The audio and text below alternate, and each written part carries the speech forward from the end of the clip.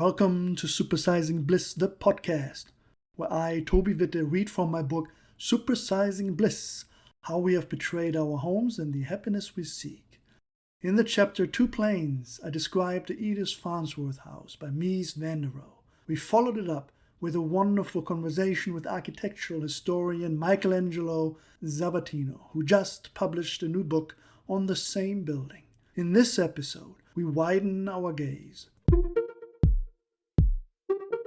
Paige Claassen is an architectural historian with an eye for modern and innovative architecture in the US from the middle to the end of the last century. She shares the findings of her curiosity on an Instagram account called ClaassHAUS. Paige, what is ClaassHAUS? Well, it's an Instagram account, obviously. It's a sort of a project I started, I guess it's been several years ago now, where I was researching a lot and reading a lot and sort of collecting all of these images. And I just needed a place for them to go. So that's sort of how it started. And it turned into something that encompasses my travels. It's mostly modern architecture. It's sort of a collection of things that I find interesting. And do you have a certain criteria by which you select the buildings? Is it just sort of, whatever tickles your fancy? How does it kind of A happen? little bit. Maybe I should have a higher criteria sometimes. Yeah, I think it's things I find interesting. It's things I've come across during traveling or in my own life, and sort of my local environment. And then I go through a lot of old publications like Architectural Record or House and Garden, and it'll just be things that maybe the image itself is interesting or something different. Maybe it's a building or an architect I didn't know much about before. And so I like sharing those kinds of things. So there's really no criteria. I mean, I don't think every building that I post is good, contrary to what some people would believe. I just sometimes like seeing what people's responses are going to be. Sometimes I try to provoke people maybe a little bit, a little bit with things that I know will be, not controversial, but things that not everybody will like. But yeah, I think I'm just interested in responses and how that image is sort of accepted by other people. There seems to be a defined time frame for these images, maybe unconsciously, without meaning to. I don't know, maybe up to the 70s, maybe starting in the 30s-ish. I don't know. Yeah. Is it true? Yeah, I think so. I think when I first started, it was definitely more defined as sort of that post-war modernism stuff. As I've gone, I think I've loosened that up a little bit. There are more buildings that I include that are from the time period that I've been alive, so more 80s, 90s, maybe some contemporary stuff. I think as that's sort of aged, people have become more interested in it. I've definitely seen more interest in the stuff built during the 80s than maybe I did 7 or 8 years ago. Yeah, I think that sort of post-war modernism is, kind of my sweet spot. I think the audience for this really loves the 60s and 70s period. Maybe that's, because that's sort of what's popular right now. Maybe trend wise, you see that in a lot of design. But I get a lot of positive response from sort of that 60s, 70s time period for sure. Can I ask, do you have a sense of why that might be, why that type of architecture speaks to you? Yeah, well, I think everything's sort of cyclical, right? And sort of, I think as buildings age, the people that didn't experience them the first time have more of an interest than maybe the people that lived through that time. And so I think you're seeing that, especially with maybe some of the later, like 70s and 80s stuff. It's going to be 40 years old or is 40 years old. And a new generation is sort of interested in what the built environment looked like then and what buildings were like. So, and some of those buildings don't exist anymore. So I think there's sort of a fascination, with the past, maybe a romanticizing the past a little bit. If I am allowed to mention this, I understand you just went to Montreal, and I I saw a did. couple images of the Habitat 67. I So did. can you share how that was like? I've never been to Montreal. It was my first time. I went specifically to see two buildings, and that's the Biosphere from the expo and also Habitat 67. We got to tour both. They were, incredible, just as I had imagined. Habitat 67 in particular, we did sort of a longer tour inside and outside the building. And I could not wrap my head around. I knew it was a large complex, but it's so much larger, and overbearing isn't quite the right word, but it is definitely something that I've never experienced before. And I can see the challenges of living in a place like that. The idea of it, again, falling into sort of romanticizing, sort of those expo buildings and sort of these big ideas of that time period. When you're there, you realize just the simple problems of, if someone is bringing you food, you have to walk down, 4 flights of stairs to get it. Or because there's no easy way up and down. They're just the simple things. Or if you have a stroller, how are you, going to push the stroller up to the cube on the 4th floor? And so you see that stuff, and it gives you a better perspective of the building. And I find all of that stuff, it's part of the story, and it's fascinating. And so it was fun to see it in person, for sure. Can you briefly kind of, since this is not a visual medium, can you briefly kind of describe sort of the look or the concept of the building?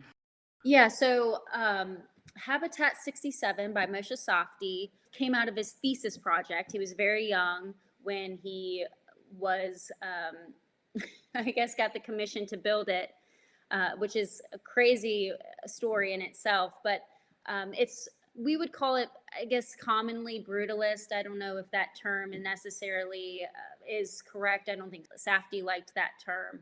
But it's sort of these concrete cubes stacked up. And when you go inside of the building, there's sort of these few stories tall of open space, all concrete. So it seems very vast. It's not necessarily something that's, when you're standing there, you feel very small in some areas, but then it feels very human scale, comfortable in other areas. But it overlooks the river.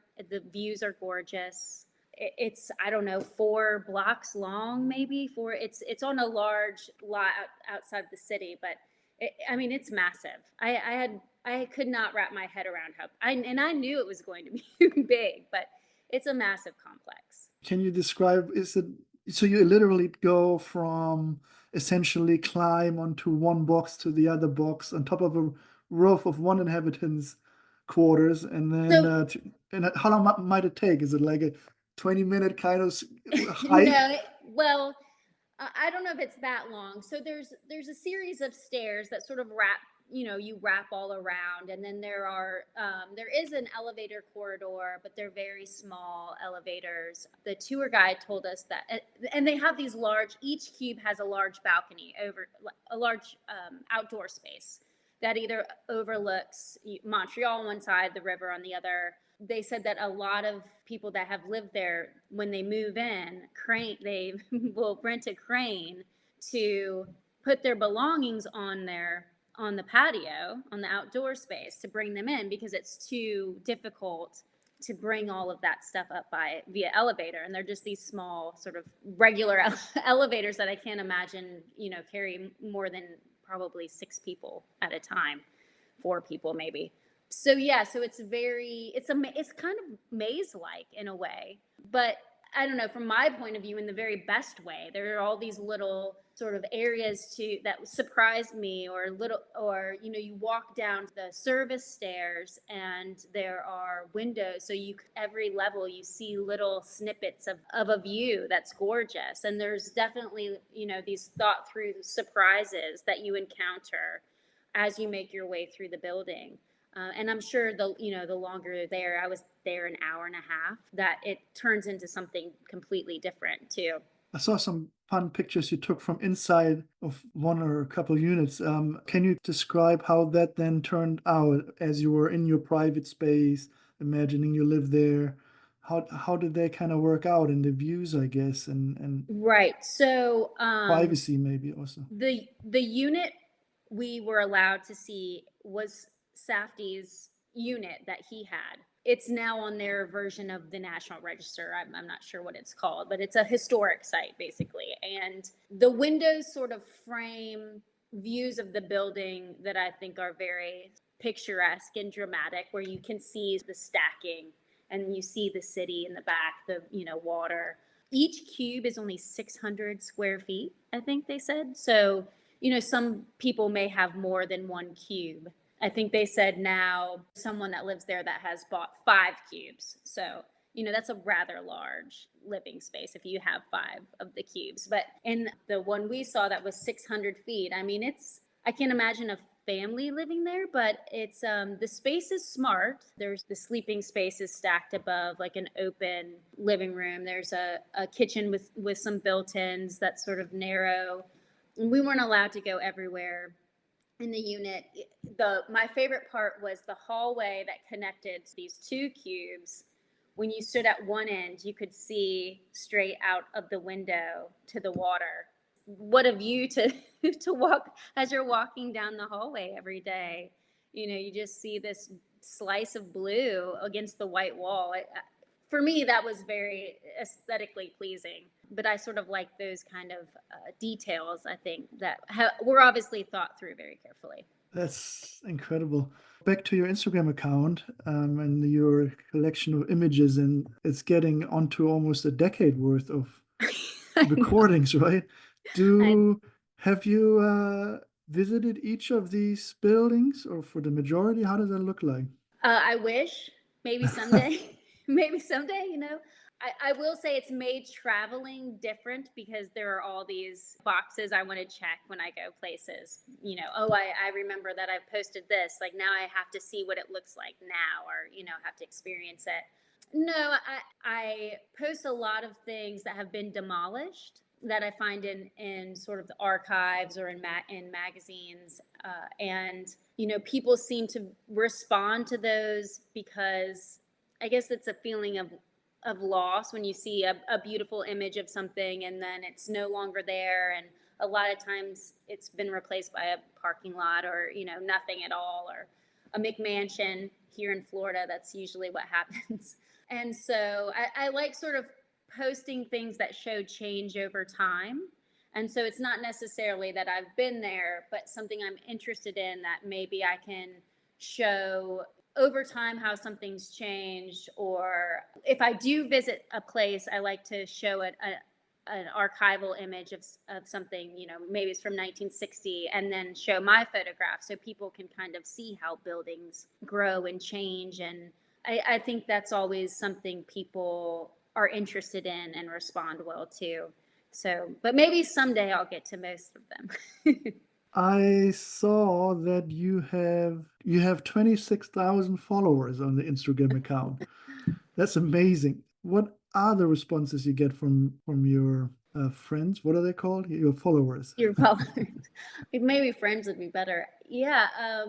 I guess that's a lot of people, right? Especially for an architecture, nerdy architecture person. But I think that's been the best part. The response has been overwhelmingly positive, and people from sort of all interests of with architecture. You have people that don't know much, but they've seen the pictures, or they maybe remember it from when they were younger and they have that sort of interest and will ask me very just basic questions that I love starting those conversations. And then you have people that architects and other preservationists and historians that are much more knowledgeable than me sometimes, that I learn things from. And so it's been a positive experience, I think, as a whole. The best part for me are all the weird little stories I learn about buildings.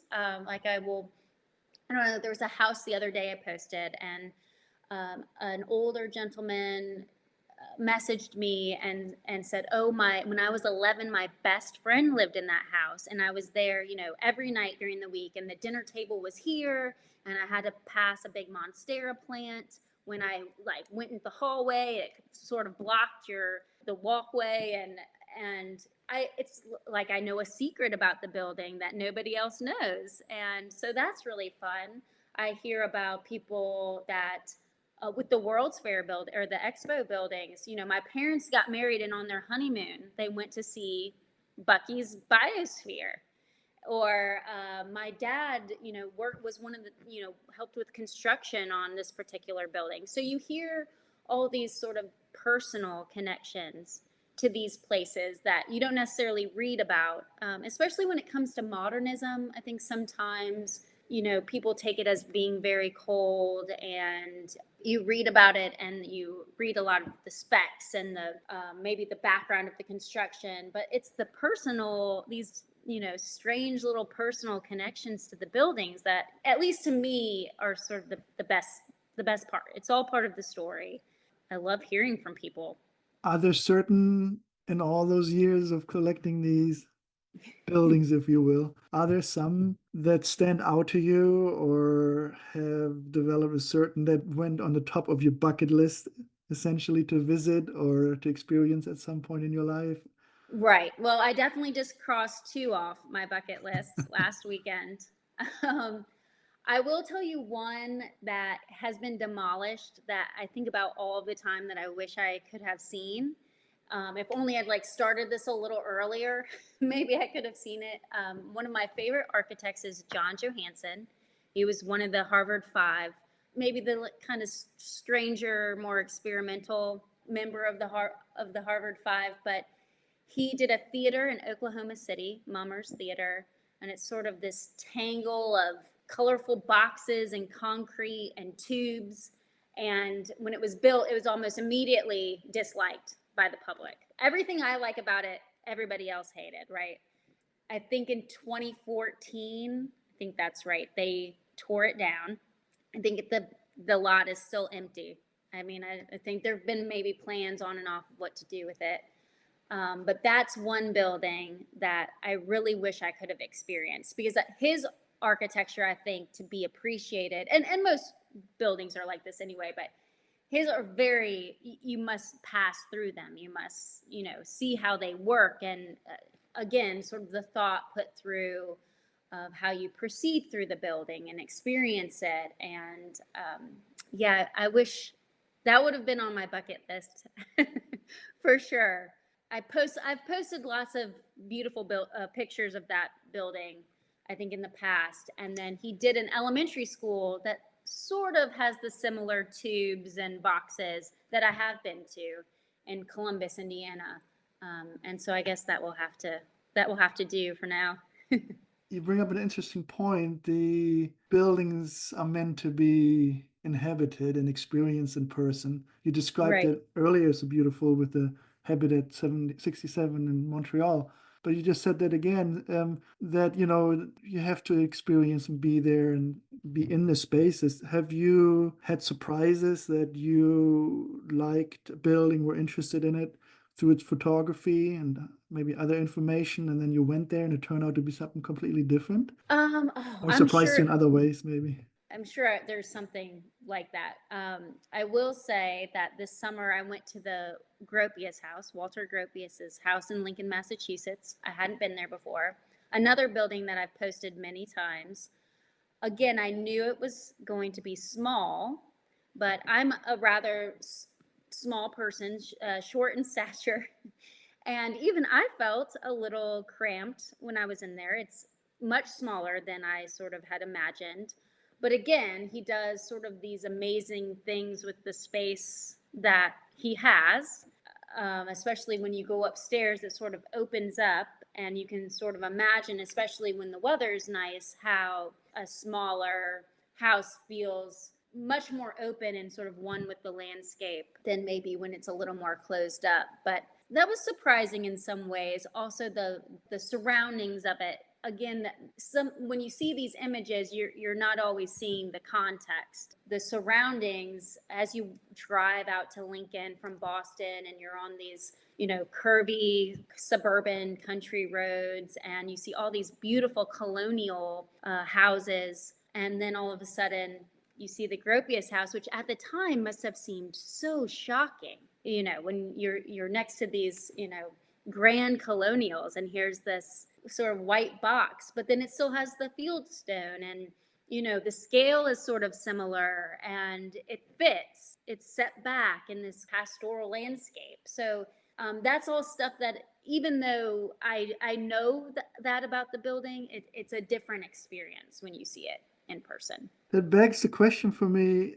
It occurs to me that you are essentially curating a museum exhibit of architecture of the past, modernist architecture maybe. With that, you are sort of elevating these buildings as more as just, if you take the Gropius house, a house with a kitchen and a bathroom and a dining table or something, but pieces of objects of art or spaces, artful spaces, and so on. When you are in your regular daily life and you're carrying all of that imagery and knowledge with you, is there a certain, how does that compare with the surroundings you find yourself in, with today's maybe architecture? Um, I it's hard. Again, I live in Florida, where I don't think I live in an older neighborhood for Florida, where I think there was some thought into how the houses relate to the landscape, maybe a little bit more than maybe some of the newer areas. I worry with my Instagram account about romanticizing the past through images of these buildings, because obviously the post-war period was a very complex, turbulent period. You have these buildings developing in response to that sometimes. I don't ever want to separate them from that tough history.